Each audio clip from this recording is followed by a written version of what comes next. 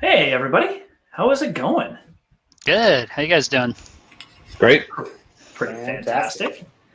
Welcome to another fun edition of BAS Bytes live stream. You know, we kicked these things off a couple weeks ago for Cisco Live, and Matt and I were talking the other day. Hey, wouldn't it be fun to do more live streams? Because I think it's fun. I don't know about you guys, but I think it's super fun.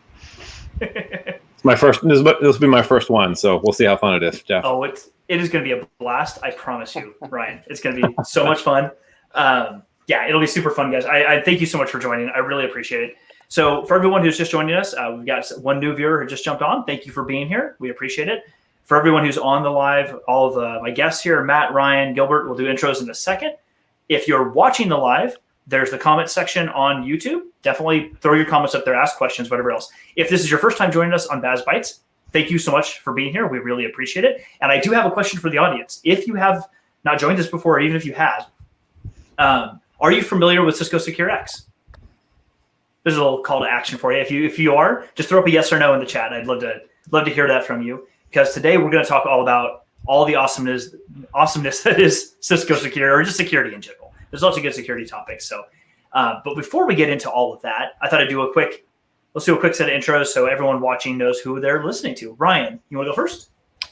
Yeah, sure. Hey, everyone. My name is Ryan Parker. If I look a little different, I have what's called the COVID-19 work from home beard and haircut. I haven't had a haircut in about 4 or 5 months.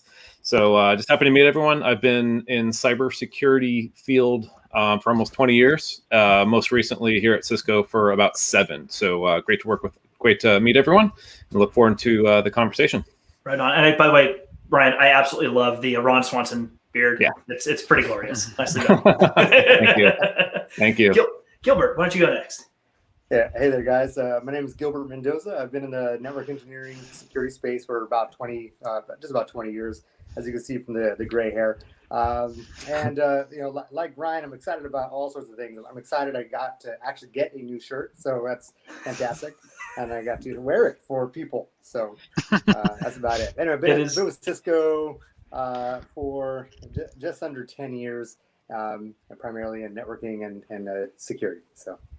Awesome. Thank you so much for joining us. Ryan and Gilbert, thanks for being here. And Matt probably doesn't need any introduction because he's been here before. But Matt, why don't you give an introduction to you? Yeah, absolutely. I have the opposite of Ryan, the COVID haircut, just to forget it. It's coming off.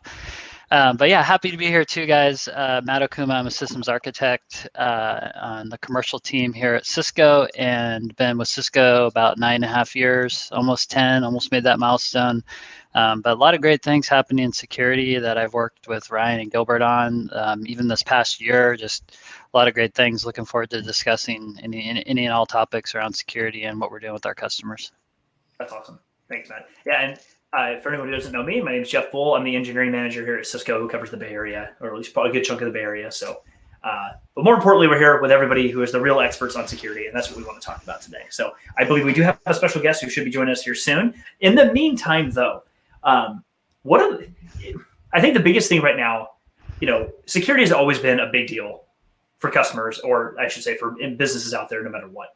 I think so often the conversation gets lost in the minutia of how you can implement security with all these different tools and platforms out there. So I think one of the interesting things to talk about came out a lot at Cisco Live, and we've noticed it a ton with COVID, is how customers are having to adjust how they're using security solutions, not just to secure things, but to enable. Ryan, do you want to talk a bit about maybe what sort of trends we've been seeing from the customers in the different industries that we work with at Cisco? What we've seen in the behavior differences now that everyone's at home, how are customers and companies using security solutions to actually enable what their employees are doing? Yeah, that's a good question, Jeff. So I think probably going back to late February, early March, when kind of the lockdown really kicked in, was honestly probably some of the busiest times Gilbert and I had ever, I think, in our career, right? Really what we found was organizations, some were fine, but multiple organizations were really unprepared for a whole disaster scenario where, hey, we need to have every one of our workers who normally work in the office 5 days a week need to work remotely. and there was a big scramble around that, right? How do we enable our customers to log in securely? How do we make sure they're secure and their devices are secure? And honestly, a lot of customers were unprepared to do that. So we really spent a lot of time getting systems up to date, getting licenses and extending temporary licenses for customers who didn't have the proper licensing, just to get them up and operational. And I'll let Gilbert kind of elaborate a little bit more on some of the work he did. But just now we're starting to get a breath for customers to say, okay, we got that knocked out. Let's start seeing what else we can do from a security standpoint to make sure this environment is more secure. So Gilbert, maybe if you want to elaborate a little bit more on what you did kind of during the break. Yeah, absolutely.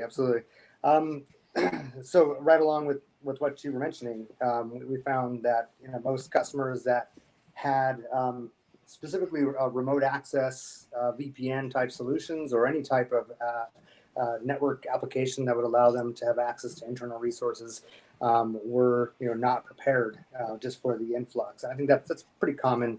It's a pretty common story these days.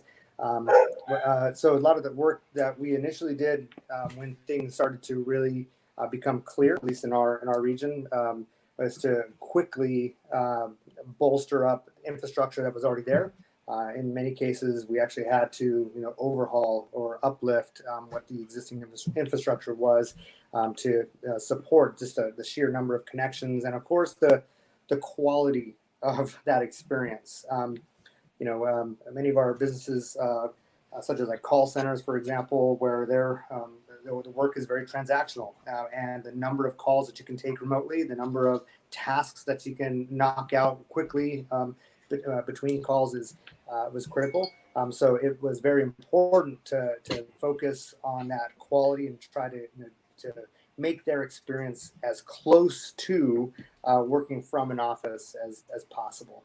So that was Gilbert, I'm super curious on that topic. You made a comment about the quality of the experience. What does that mean? Because I know a lot of our businesses or the companies we work with use a variety of different types of products to get remote connectivity for users. When you say the quality of the experience, though, are you meaning like the actual technology itself, or what is it you actually mean by that? Yeah, a good question. So quality is actually, it encompasses a number of different aspects. First, quality of the experience, I think of networking, quality of service, being able to actually have the appropriate amount of bandwidth in order to accomplish your task, right? If you have video centric tasks that are necessary, or voice calls, I mean, just simple voice, let's talk about that. That quality of experience needed to be there.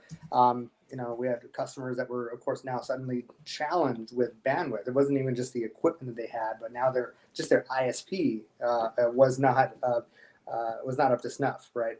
The other quality that we're also referring to is the ease of use and that quality experience of getting onto the network. Many of their employees were not used to the remote access technology. Now suddenly having to either fight their way through older technology that hadn't been updated, or just be trained on a new way of accessing the network.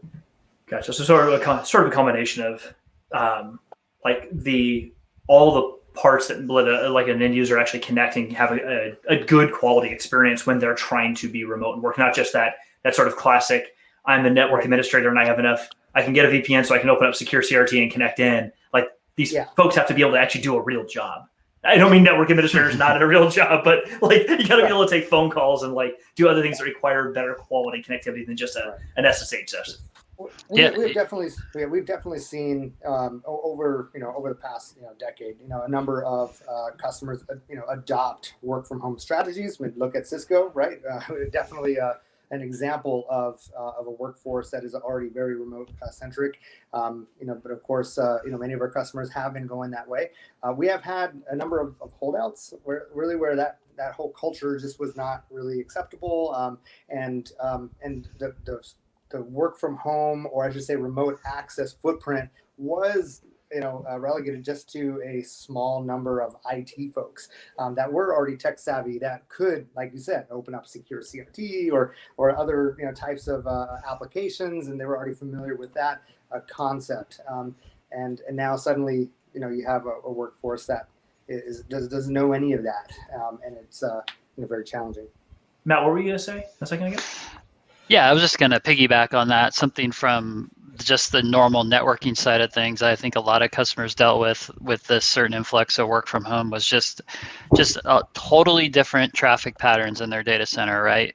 Normally, you're geared toward the highest level experience from on net to your data centers or to the cloud, but now the traffic patterns just are totally mixed up when people are accessing the applications or business critical applications from anywhere essentially. And so that was a big thing that hit a lot of customers. It's a good thing to think about, like how you need to be prepared even going forward to deal with those. It was just a good lesson that was learned for a lot of people.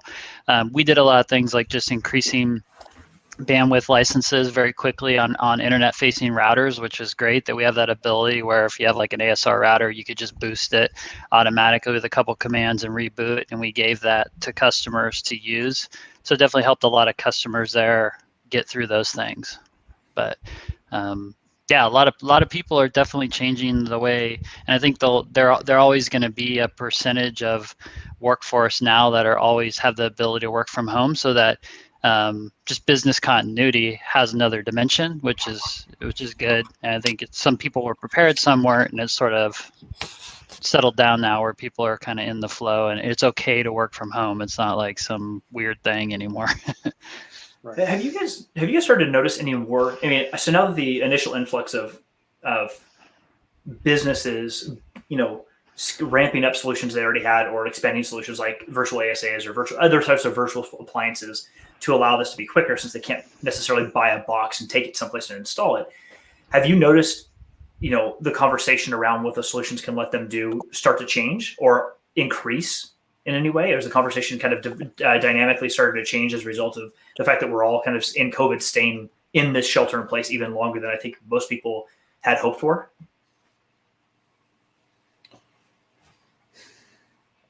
Yeah, that's a good question. I think honestly, the customers who value, what Cisco can do and spin up licenses immediately in kind of a time of need, and appreciate things like Gilbert has done over the past, like spending his weekends helping, getting ASA spun up for remote workers for deadlines and things like that. Really appreciate what Cisco and we have done for them. And so the conversation has definitely grown significantly after kind of hitting those milestones with the remote access user situation. Yeah, that makes sense. I'll take a quick pause for a sec. I just want to say hi to, thanks everyone for joining us. We've got a few viewers on with us live right now. Nick posted in the chat room. Thanks for joining us, Nick. We really appreciate it. For the other viewers, thank you so much for being here with us. We really appreciate it. And for anybody watching right now or later, this will obviously be up on our the BAS Bytes YouTube channel later on, so you can watch this whenever you want to. But I do want to say thank you very much to the viewers that decided to join on live today. We really appreciate it. So, it's I've noticed so much. And if you guys have other topics you want to chime in with, go ahead. I've got some stuff in my head that I was thinking about. But if there's anything in particular you guys really wanted to chime in, let me know. One of the things I've started to notice more and more is that, like you said, Ryan, the conversations have changed a bit. And obviously the influx of customers wanting to buy, or I shouldn't say customers, businesses needing to buy some sort of solution to quickly get people sent home. I've also started to hear, either directly from a business or through other people, that now that their workforce is at home, in many cases, they're starting to see a real noticeable return on the investment, or even an improvement in the quality of service they as a business can provide to their external customers by having their employees work remote. Matt, I know you've talked to a few companies that you cover or that you support directly. What have you heard from customers or from businesses across any industry vertical about what it's like to actually have their employees at home 100% of the time now? Yeah, a couple things there. I think a lot of them are definitely sort of did the initial reaction where they had to get people live and had to continue business, but now they're looking at how do we give them an even better experience at home. So more of those premium, premium-based work from home or remote access solutions, so that there is a percentage of workers that are always remote. So there's no speed bump per se going forward if something like this does happen, or just something in their business changes. So that was an eye-opener. And so I definitely see people doing that, and I also see people, some good feedback, like, yeah, it's increasing productivity, customer, even employee satisfaction, so that they have the flexibility to work when they can work, and also opening up to a broader set of talent where, like, if, let's say, a lot of customers I support have large contact centers, they're in customer care, and they want to be able to say, hey, wherever you are in the US, if you have great internet, you have good internet connection, we can consider you to be on our team. So that opens up a whole nother, great, talent that companies now can leverage if their systems and their access systems are good enough to support that premium experience that they want to deliver to their customers, even from home. So it opens up a whole new kind of workforce that they can tap into. That's it. Yeah, if I could jump on that, like what we've seen over the past 5 years is definitely lack of quality talent from a security standpoint, especially here in the Bay Area, right? And so we've seen the trend where organizations are looking outside of the Bay Area to hire talent, right? If it's Florida, if it's the East Coast, if it's Texas, right? So with this enhanced experience we've got now, we're definitely starting to see people hiring outside of the area for security in particular. Yeah, that makes a lot of sense. I was talking to there was a company I talked to a couple of years ago about something similar, but it had nothing to do with COVID or like, sending more people remote. Exactly, though, to what you just said, Matt and Ryan, I think there's a combination there where it's, whether they wanted it to or not, it's a compelling event. This crisis created a compelling event of everyone going home, and it's I've started to hear a lot too, that it's opening the minds of a lot of non-technical people in the senior executive level, realizing that by having people remote, to your point, Ryan, the talent pool that is available to you to hire the right people for the right roles does not just have to be the localities where you have a building. It can now very literally be anywhere you want it to be. The key is, as a business, I think it's twofold. It's one is your internal culture and processes have to adapt to what that looks like, because as soon as everybody is want to say so far, and I know that's going to diminish over time as shelter in place continues for even longer, I'm sure people are going to stop saying the new normal and when we go back to the office, the ... when we go back to the office. So like, that's not happening anytime soon. I'm starting to hear companies are getting used to the idea that we're just going to be in this position for a while. So getting used to, adapting to this new normal where talent can be wherever you want it to be, especially in the security sector. Whoever happens to be the right person can get the role, and you don't have to live in the city where one of the buildings happens to be with cubicles in it, which is so interesting. I'm really curious what you guys think about how that's having an effect on how businesses are looking at security solutions that they buy. Sure. Yeah. Well, I'll make a commentary. A number of our customers have now, I think really for the past 2 months, have been, more and more of them have been saying, yeah, we're not going back anytime soon. Or it's going to be, there are certain industries where some people have to be there. Manufacturing is a big thing. Like, you have to have people with hands-on, and obviously that's changing, quite a bit. But there's still a great portion of their operations, where a work from home strategy does make sense. So it's going to be very much a hybrid model, going forward.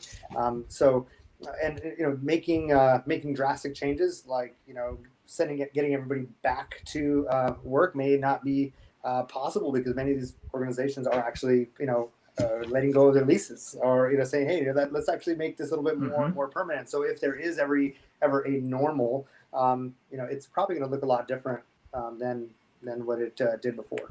Yeah, that makes total sense. Yeah, and on the security front specifically, I know Ryan and I and Gilbert and I, we've had customers come to us and say, well, now that everyone's working from home, our security, the way we were monitoring and enforcing security has completely did a 180 and changed. And luckily, I think we as a team were able to guide them through, being fortunate that we have such a broad and deep architecture in security strategy, that our tools differentiate themselves a lot and are able to still provide the level of visibility and security that's needed for this sort of workforce shift, which has been really great. I think definitely other security vendors in the industry don't have the breadth and depth across a architecture where we can be flexible and say, hey, you just need to access web-based applications. Let's look at Duo, for instance, and just, is there certain users that need a premium experience on three apps in the organization? We could do, we could do things very differently than other players that don't have the breadth and depth of our architecture like we do, which has been pretty interesting. Yeah, and Matt, not only the breadth and depth of the architecture, but for those of you who don't know, Cisco has invested heavily over the past 3 to 5 years in a product that was just announced back at the RSA conference called SecureX, right? And what SecureX is it's an amazing tool that a lot of security organizations, they don't necessarily have a place or to log into, right? To see, hey, what's going on in my network? They found that tools like SIMs, log management solutions, haven't really done the trick for a lot of people.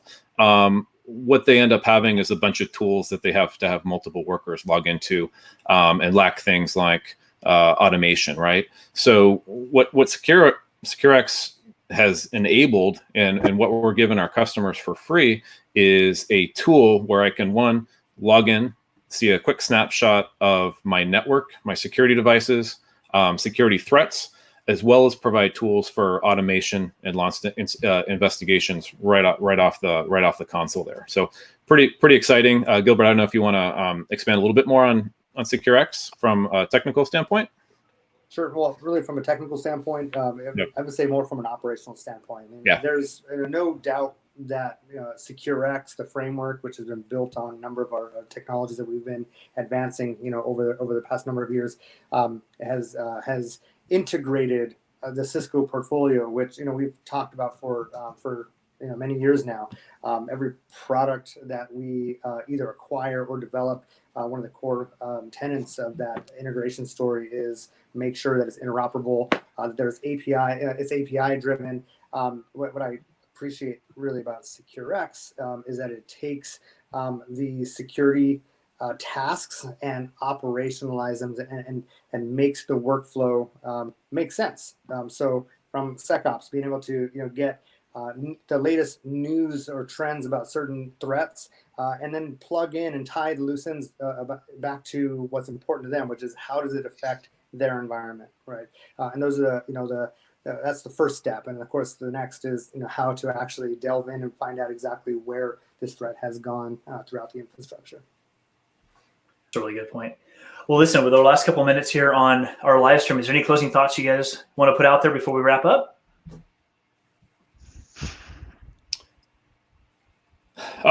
Good question, Jeff. Yeah, I'd love to do another session with you guys, and so if there are more questions, I think a bunch of good areas of conversation that I'd like to talk about is what are organizations doing with their budgets now from a security standpoint, right?